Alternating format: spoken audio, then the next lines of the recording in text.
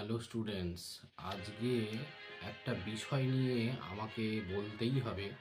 যারা আগামীকাল মাধ্যমিক পরীক্ষায় যাচ্ছ তাদের উদ্দেশ্যে একটা বিশেষ কথা বলতে চাইছি। সেটা হলো যে প্রশ্নপত্রর ক্ষেত্রে কিন্তু খুব ভালোভাবে প্রশ্নগুলোকে পড়ে অ্যাটেন্ড করবে অবশ্যই। আর আর একটা কনসিস্টেন্সি রাখবে।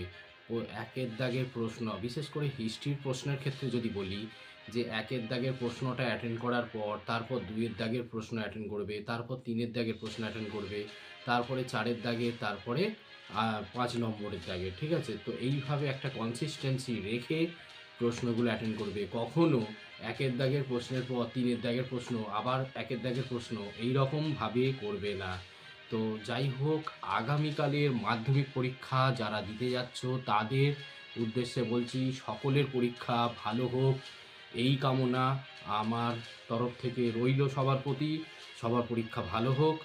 আর আরও একটা কথা বলি, যে পরীক্ষা সবসময় ভালো হবে এটাই আশা নিয়ে তোমাদের চলতে হবে। মনের মধ্যে কনফিডেন্স রাখো, সাহস রাখো। একটা কথাই বলবো, সেটা হচ্ছে কর্মণ্যে বাধি কারণমস্তু মা ফলেষু কদাচন। অর্থাৎ কর্ম করে যাও, ফলে আশা করো না।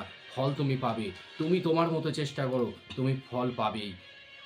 ঠিক আছে, সবাই ভালো থেকো, সুস্থ থেকো।